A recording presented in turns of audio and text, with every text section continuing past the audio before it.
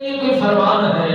اور رب بے نیاز نے فرمایا جتنا بھی پچھلی قومیں آئی ہم نے ان پر روزے فرض کیے۔ یہودیت کے مذہب کو پڑھ کر دیکھیے 24 گھنٹے کا وہ روزہ رکھتے ہیں۔ عیسائیت کے مذہب کو پڑھ کر دیکھیے 24 گھنٹوں کا وہ روزہ رکھتے ہیں۔ رب بے نیاز کے محبوب مکرم محمد عربی صلی اللہ علیہ وبارک وسلم سرکار نے بارگاہ خداوندی میں التجا کی کہ مولا یہ میری قوم کمزور ہے، اتنا وزن اور مشقت کر نہیں سکتی۔ رب بے نیاز نے اس قوم کے لیے یہ آسانیاں پیدا فرمائی۔ یہودیت کے مذہب سے اور عیسائیت کے مذہب سے یہی فرق رکھا گیا کہ ان میں سحری کا اہتمام نہیں ہوتا، وہ سحری نہیں کیا کرتے۔ اے مسلمانوں، نبی کے کلمہ پڑھنے والوں، ان کے مذہب اور اپنے مذہب میں یہی فرق ضرور رکھو۔ جب صبح سویر تم اٹھ کر تہجد کا اہتمام کرتے ہو، انتظام کرتے ہو، اپنی نیندوں کو چھوڑ کر، گرم بستر کو چھوڑ کر بارگاہ خداوندی میں آپ پہنچتے ہو، بارگاہ خداوندی کے اندر التجائیں پیش کرتے ہو۔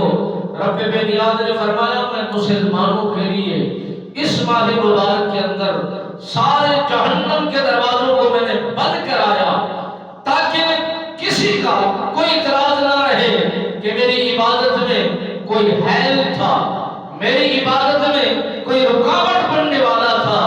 یہ سرکش ابلیس کو زنجیروں میں جکڑ دیا گیا، نہ ان کی زندگیوں میں، ان کے اعمال میں، ان کے کردار و افعال میں کوئی رکاوٹ بنے گا، نہ ہی انہیں بدراہ کرے گا، نہ ہی انہیں راہ راست سے ہٹائے گا۔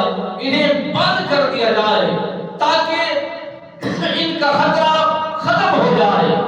میرے آقا مولا صلی اللہ علیہ وبارک وسلم سرکار کے دیوانوں، شمع رسالت کے پروانوں، رب بے نیاز نے روزے رکھنے کی حکمت کو بھی بیان فرمایا۔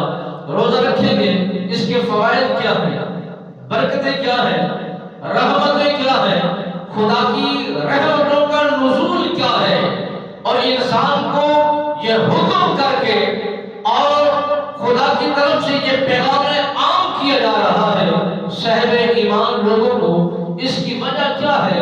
رب العالمین نے فرمایا اے مومنو، اے ایمان والو، اے نبی کا کلمہ پڑھنے والو، یہ مت سمجھو کہ یہ تم پر یہ بوجھ ہے اور تم پر یہ وزن ہے اور تمہیں یہ مشقت کرنی پڑے گی۔ نہیں نہیں، بلکہ یہ عمل دے کر میں چاہتا ہوں تمہاری بخشش ہو جائے، تمہاری مغفرت ہو جائے، تمہارے درجات کی بلندی ہو جائے اور تمہیں سرخ روئی کا پروانہ حاصل ہو جائے۔ مولا کو کیسے حاصل ہوگا؟ رب العالمین نے فرمایا کہ جب تم روزے رکھو گے ہم تمہیں پرہیزگار بنائیں گے، متقی بنائیں گے، عبادت گزار بنائیں گے اور صالحین میں تمہارا نام شمار کریں گے۔ روزے رکھنے کا جو اصل میں مقصد ہے وہ یہی ہے تاکہ یہ متقی ہو جائیں، پرہیزگار ہو جائیں، نیکوکار ہو جائیں، عبادت گزار ہو جائیں۔ رب بھی چاہتا ہے کہ اپنے محبوب کی ساری قوم کی بخشش ہو جائے، مغفرت ہو جائے، درجات کی بلندی ہو جائے۔ رب یہ چاہتا ہے کہ جتنے میرے نبی رحمت فخر موجودات صلی اللہ